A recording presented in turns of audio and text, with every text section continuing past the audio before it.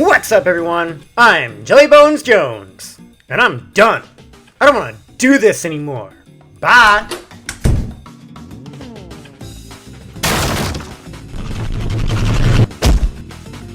I'm just kidding. I fooled you. I'm not gonna give up shit. I've been working on my comic, Rampage of the Youth, for over 5 years now. That's a long time to be working on a comic, right? I started what was supposed to be a rinky-dink 6-episode project, turned into what I'm wanting to be now, a big book I eventually print, put on my bookshelf, and tell my grandkids about. Papa, tell me about the Rampages. I put years, half a decade, into writing, drawing, and trying to advertise it to the masses. You wanna read this? All of this work, and what do I have to show for it?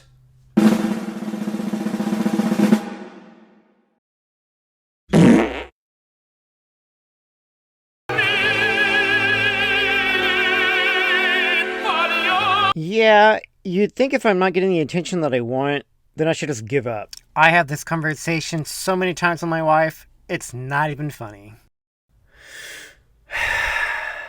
Babe, should I give up on my comic? Well, But the thing is, I just don't. Is there something wrong with me? You gotta tell me if there's something wrong with me. You gotta tell me! You probably clicked on this video because the comic you're working on isn't doing it for you. And you're considering, maybe I should just give up on it. Maybe you want more attention, and you're not getting it. Maybe you think the story isn't good, and you feel stuck. Maybe you're like me. You feel like you put so much time and energy into your project, but you don't have anything to show for it. You're thankful for the fans you have. They're everything to you, but you wanted more. You had those dreams, but they just weren't met. I've been there, and I am there.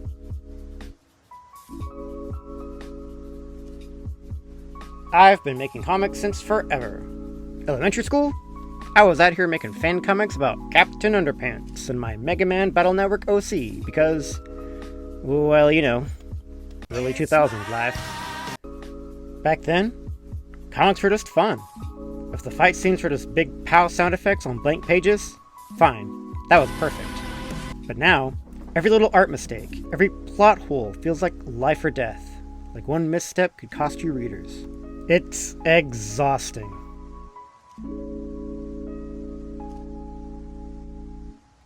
My first webcomic? Let's call it Baby's First Piece of Crap. It was called Moon's Phase. It got 55 subscribers, and that's where it ended. And you know what? I gave up on it.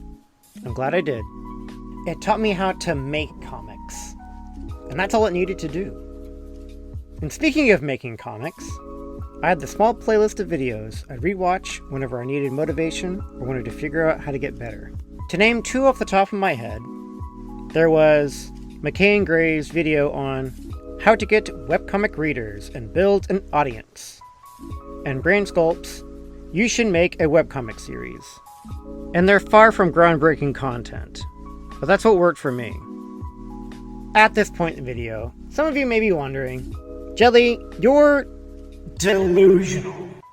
You're trying to tell me you're okay with working on a project for 5 years, listen to advice to grow attention, just to not grow, and turn around and say you don't care if it gets any attention? I think there's something wrong with you. I knew it. I told you had to tell me. Why didn't you tell me? Well, that brings me to the point of this whole video, and the philosophy I live most of my life by, which is this. Conquer the world at your own pace. To me, this basically means this. We all meet our goals at different times. There's no shared schedule. Let me tell you something. Before I became an art teacher, I worked as a teacher's aide in a life skills class. Best job I've ever had, but it was also the least rewarding financially. For 3 years, I kept applying for teaching jobs, but nothing came of it. I was ready to give up. I was ready to settle. One day I walk into work and see a framed picture of a sloth sitting on top of the Empire State Building, planes flying around it like it's King Kong or something. Underneath it said, "Conquer the world at your own pace." I asked my coworker about it. He said he was wanting to encourage me because he was where I was a decade ago.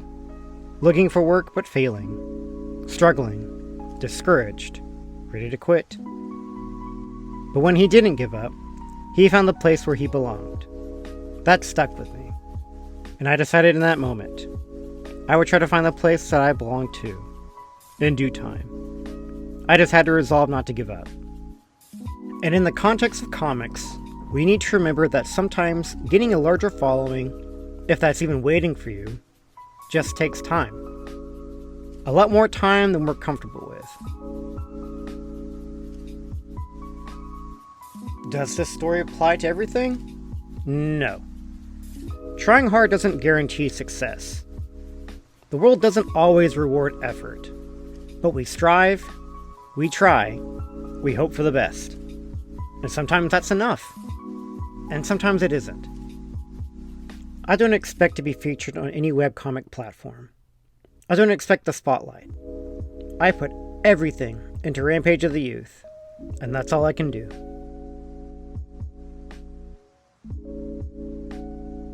Another thing that has helped me not give up my project has been the community I've found. I have never been more supported than I have with this project. I have made friends. I have collaborated. I've been part of message boards, read-alouds, discords. I even got to talk about my webcomic on Mind of Shown's YouTube channel, which you can watch this channel here. In my interview with him, he said something that stuck with me. I do what I do for the love of the game. Not for the numbers, not for the quotas, just for the love of it. I agreed, but I also had this to say. For sure, it's like you do it, like you said, like for the love of the game. Mm-hmm. But it's like, you do it to be seen. Yeah. So if it's not being seen, you're like, what's happening here? Of course we post comics because we want people to read them. That's the point of a book. Arts and literature have an inherent meaning to be observed. You don't put a book on a shelf and forget about it. You pick it up, you put your peepers to work, and you read that puppy. But if I step back, webcomics are easy to forget about it. Finding an online comic isn't like a library or a bookstore. They're housed in a limited space. But webcomics? There's just so much out there. The platforms we post on are flooded with a sea of content. And the algorithms don't favor diamonds in the rough. Most people get lucky if their work is even seen, let alone read. It's unfair, it's frustrating, but it's reality. I was invited to multiple webcomic communities on Discord a few months ago, and let me tell you, it was a game changer for me. On there, I've been given super helpful writing, drawing, and advertising advice. It really makes you feel like you've got a whole family behind your back. There's a ton of amazing people out there with amazing works. Why not try to reach out to them? It may not bring you much attention, but doing comics with friends is way more fun than doing them alone. And it could help you figure out why your work isn't getting attention. Or it can motivate you to keep going.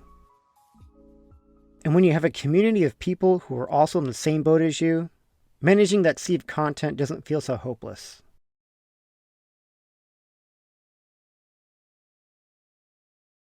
Now, there's no real definitive answer I could give in this video that would satisfy everyone. Sometimes giving up is the best option for your mental health, to avoid a burnout. Sometimes not giving up is the best option. All it could take is the right people to see your work and you could gain a bigger following. It's all a risk. But know this, giving up isn't the end. It could be the start of something else. Maybe a new hobby. Maybe a new project. Maybe a much-needed break. Or maybe realizing comics weren't what you wanted to do all along. And that's okay. I want to part with you with these words. Give yourself the credit you deserve for your hard work. Even if it ends up just being a stepping stone, or encouragement for someone else's project, or a big ol' regret. Just know this.